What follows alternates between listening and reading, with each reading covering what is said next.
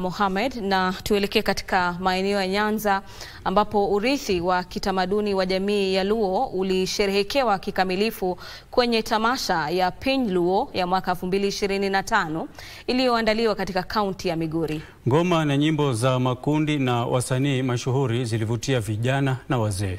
Huu hapa ni muktasari wa tamasha hizo.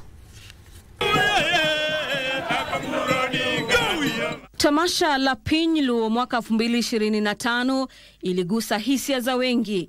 Ilianza katika ufuo wa Senye, eneo bunge la Nyatike, ambapo jamii ilionyesha urithi wake wa kitamaduni kwa mashindano ya mashua kwa wanaume na wanawake.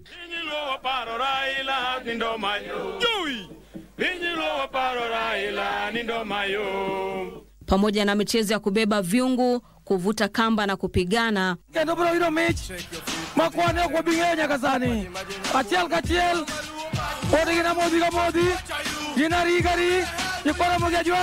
Sherehe za kitamaduni ziliendelea katika uwanja wa chuo kikuu cha Rongo, huku jamii ya Luo kutoka sehemu mbalimbali za nchi hata nje ya nchi ikikusanyika kusherehekea tamasha hii yenye mvuto wa kitamaduni.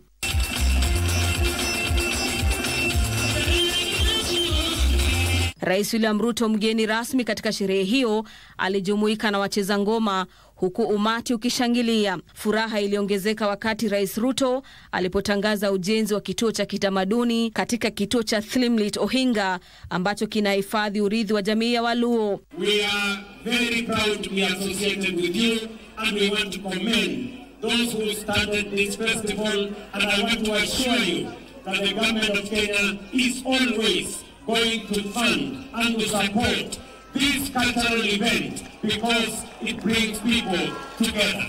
Pia walikaa kimya kwa dakika moja kwa heshima ya hayati Raila Odinga, ambaye alikuwa mlezi wa baraza la mila ya jamii ya Waluo hadi alipoaga dunia.